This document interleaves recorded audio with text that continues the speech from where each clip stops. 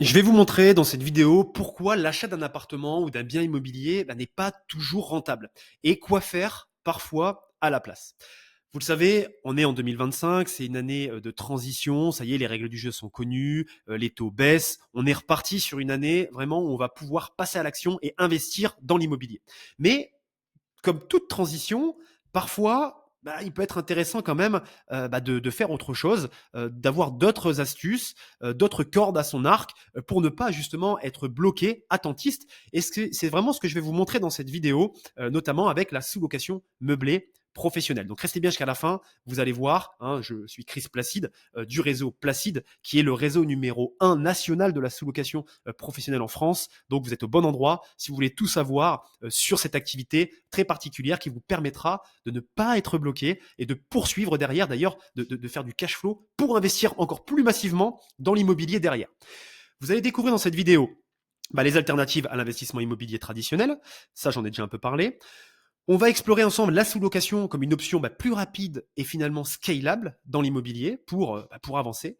Et enfin, on verra deux stratégies pour maximiser vos revenus immobiliers. Vous verrez, je ferai une petite comparaison sur un bien donné entre un investissement classique dessus et puis le faire de l'exploiter en sous-location meublée professionnelle.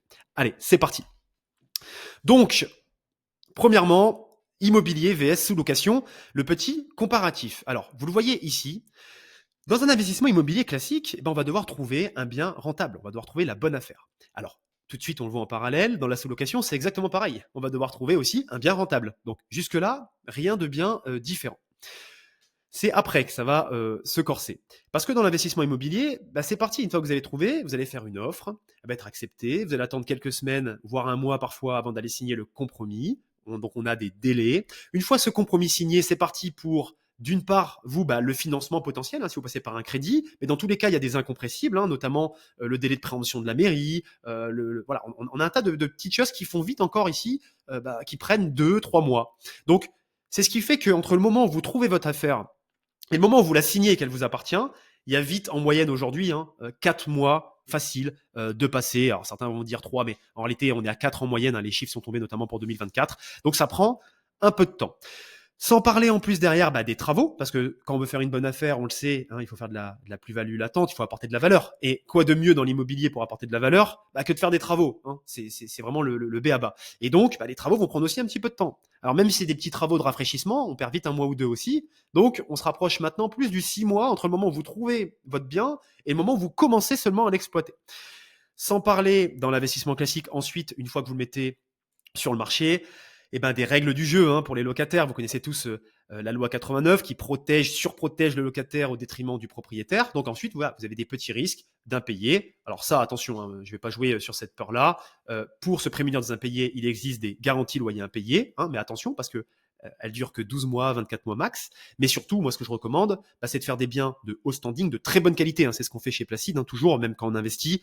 On prend des biens, on fait vraiment un excellent standing pour attirer le haut du panier d'une part, et ensuite on est très sélectif sur les dossiers. Si jamais d'aventure on est amené à les mettre en location classique, même si dans 95% des cas on les met en location courte durée, parce que plus flexible, plus rentable, etc. Mais vraiment la sélection des locataires est primordiale, et bien sûr aussi le standing des biens l'est. Donc voilà pour l'investissement immobilier classique, vous l'avez compris.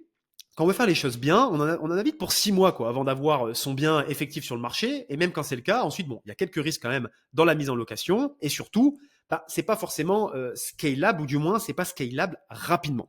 Si on reprend le parallèle avec la sous-location, une fois qu'on a trouvé le bien rentable, on signe un bail spécifique. Donc nous, on l'appelle le bail Placide, mais il existe plusieurs baux, mais c'est un bail spécifique.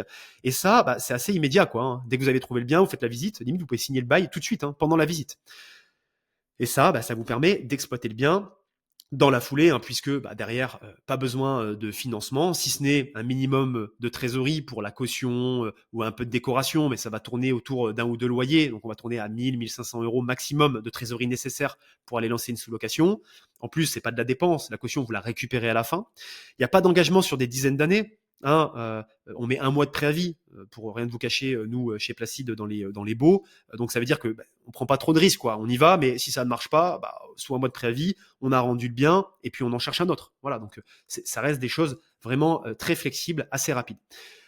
Pas de travaux parce qu'on va les sélectionner directement justement, des propriétaires qui ont fini leurs travaux, hein, comme on a vu avant. Donc, en fait, on surfe, nous, on perd pas de temps, quoi. On arrive, on prend le bien clé en main, prêt à l'exploitation, on y va, on signe le bail, on le lance. Une semaine plus tard, il est sur le marché, sur Airbnb Booking, hein, pour faire assez simple.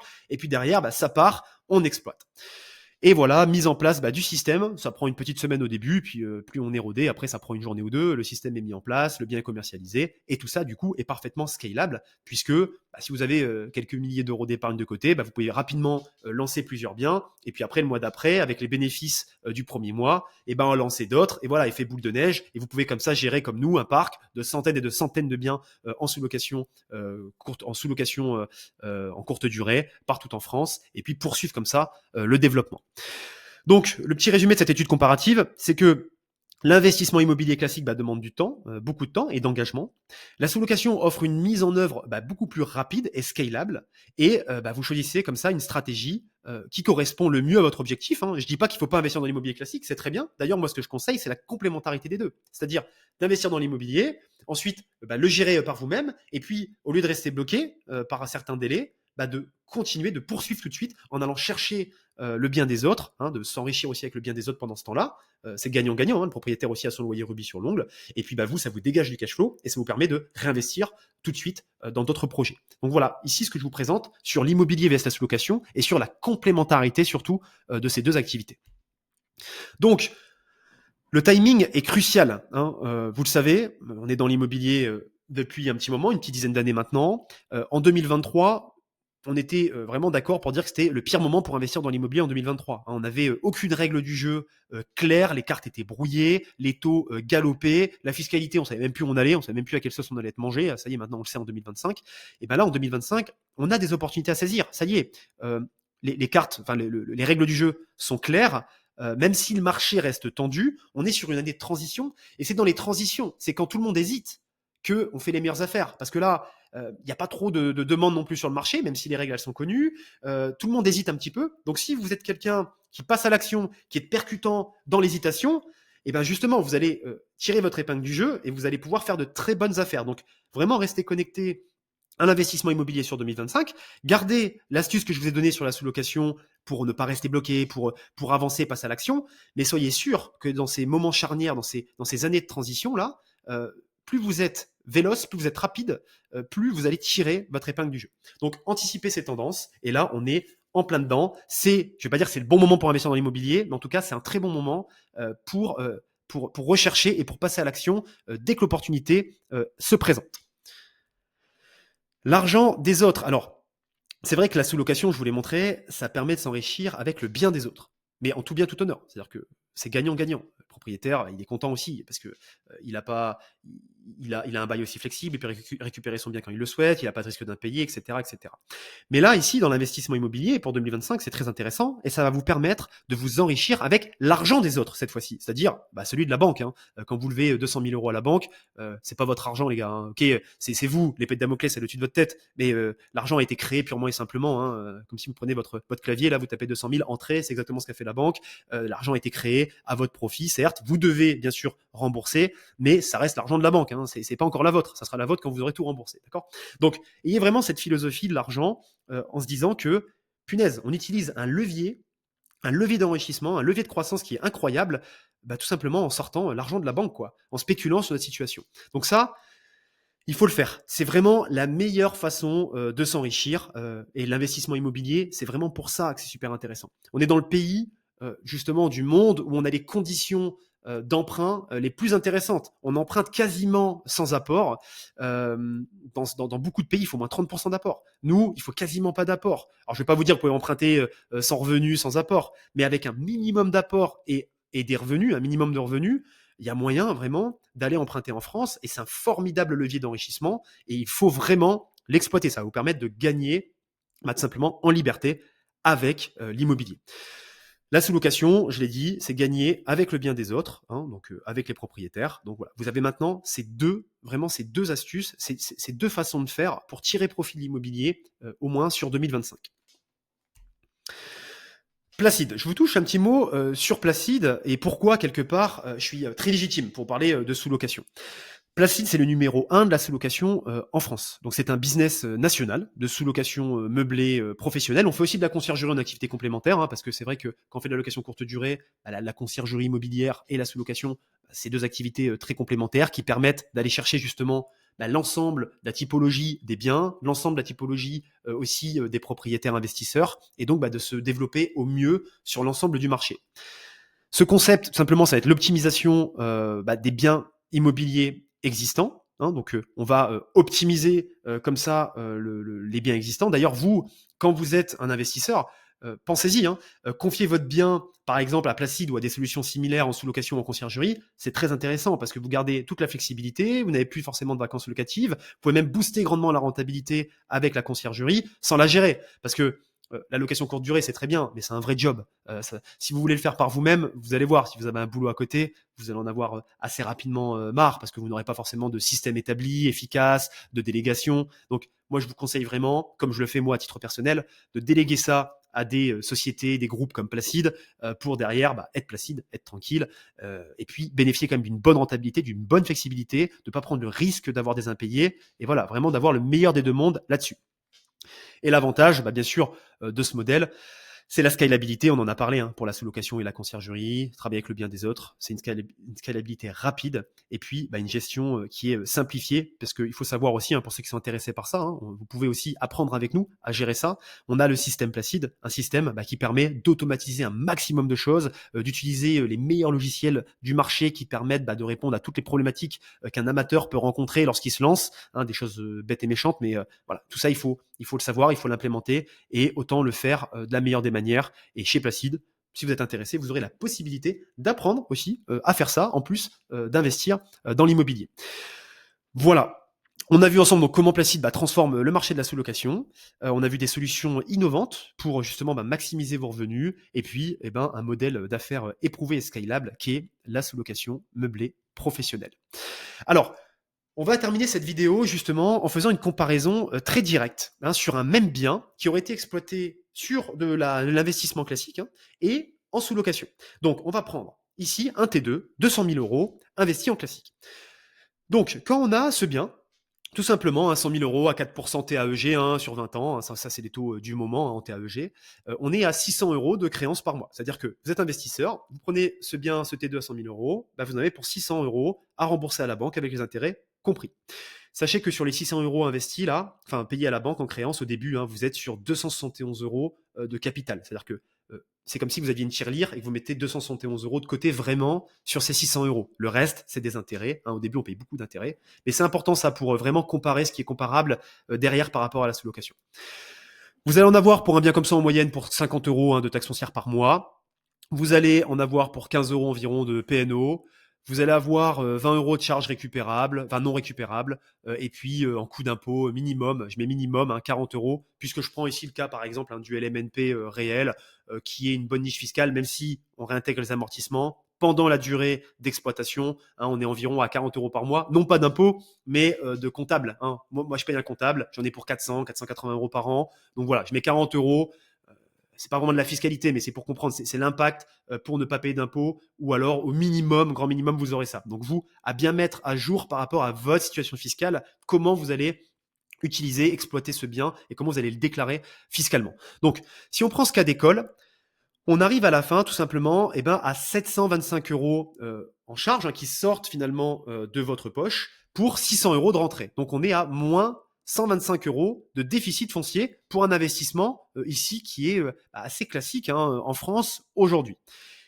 Quand même, il faut le dire, vous avez un bien qui vous appartient et vous mettez quand même 271 euros de côté quelque part, puisque ça vient vraiment rembourser le capital au début. Voilà, pour la situation, pour la location, ici pour un investissement classique avec un investissement, c'est-à-dire que vous payez le bien. Maintenant, si on vient le comparer, ici, à la sous-location, on prend ce même bien. D'ailleurs, on peut imaginer, maintenant vous êtes sous-loueur et vous venez louer le bien justement de la personne précédente, de l'investisseur. Donc, il s'avère que c'est tout, c'est les règles du marché. Un T2 comme ça, 100 000 euros en moyenne en France. Moi, je prends dans une ville moyenne, on va être à 600 euros hors charge. Donc, il va pas pouvoir non plus louer 800 euros en se disant j'en ai pour 725. Non, on peut pas. C'est tout. C'est le marché qui commande aussi, quand même, à un moment donné, la partie des loyers. Donc, j'en aurai pour 600 euros de loyer. Moi, cette fois-ci, en tant que sous-loueur, j'en aurai pour 15 euros d'assurance de sous-location d'exploitation, simplement de location courte durée. En logiciel, je vais en avoir pour 20 euros par mois. En énergie, je vais en avoir pour 80 euros par mois. En eau, 40 euros. TV Internet, je vais en avoir pour 40 euros. Allez, je fais grâce de l'année au début de réduction. On prend directement le chiffre de base, à la fin. Et en consommable, c'est-à-dire les kits d'accueil, vous savez, café, thé, etc., je vais en avoir pour 5 euros par mois. Donc au total ici, je vais en avoir pour 800 euros de charge si je prends ce même appartement en sous-location. Mais derrière, ce qui va se passer, c'est qu'un appartement comme ça, en moyenne, il va générer plutôt 1200 euros de revenus par mois. Alors, je ne compte pas les frais de ménage et de blanchisserie qui sont payés à part par le voyageur. Moi, je vous dis vraiment, ça fait 1200 euros de revenus qui arrivent sur mon compte. Donc, je fais 400 euros ici de cash flow brut. C'est-à-dire que ici, je n'ai pas encore compté la fiscalité. Ça va dépendre comment vous le faites. Si vous le faites en société, bon ben voilà, ça sera la fiscalité des sociétés. Si vous le faites en micro, ça sera la fiscalité des micros. Mais peu importe. Vous pouvez retourner les choses dans tous les sens. À la fin, au bout du bout, vous serez quand même en cash flow positif, quoi qu'il arrive au niveau de la fiscalité. Donc, voilà, ça permet de voir la différence entre ces deux modes d'exploitation, là pour ce cas, on va dire d'école, et on comprend que la sous-location peut permettre de scaler, peut permettre de faire du cash flow au lieu d'en être de sa poche, de vraiment avoir de l'argent à la fin du mois. Et ça, c'est un bon comparatif. Et en plus, je trouve que c'est très ressemblant quelque part, je veux dire en termes de responsabilité. D'un côté, quand on est investisseur, on paye un loyer, on paye une créance, on paye un crédit à la banque, et puis on a un loyer. Et quand on est sous-loueur, on paye une créance aussi quelque part, on paye un loyer à l'investisseur, et en face, on fait notre business et on rentre des revenus par Airbnb, Booking ou en direct, etc. On fait notre activité, et puis voilà, on gagne aussi la différence des deux. Donc il y a vraiment une analogie entre ces deux activités. Par contre, je vais être très transparent avec vous, c'est pour ça que je vous conseille de le déléguer, ça. C'est que l'investisseur immobilier va être plus passif, c'est pas parfaitement passif, mais vous êtes plus passif, alors que la sous-location, voilà, si vous ne le déléguez pas à la conciergerie, c'est une vraie activité professionnelle. C'est-à-dire que ça va vite vous prendre du temps si vous ne faites pas les choses bien. Voilà pour cette petite comparaison entre les deux activités pour que vous compreniez bien où on va et la complémentarité aussi entre les deux. Donc, en conclusion, on a deux voies complémentaires, tout simplement en 2025. Si on n'est pas encore sûr, ou on ne trouve pas encore sa petite pépite pour investir, avec la sous-location et l'investissement.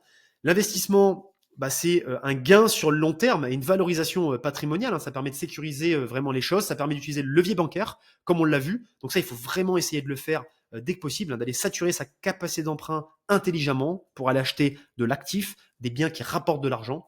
Et la sous-location, c'est un cash flow un peu immédiat, un peu rapide pour faire des revenus tout de suite et puis pouvoir les faire fructifier derrière pour réinvestir finalement, notamment si possible, dans le premier point, ou pour tout simplement pouvoir aller acheter la baguette. Il faut aussi vivre tout court. Voilà, donc choisissez la stratégie qui correspond le plus à vos objectifs financiers, voire pourquoi pas utiliser la complémentarité des deux. Et puis, voilà, compléter, tout simplement, combiner ces deux approches pour avoir un portefeuille aussi sécurisé dans les activités. C'était Chris, Placide. Je vous dis à très vite. Ciao.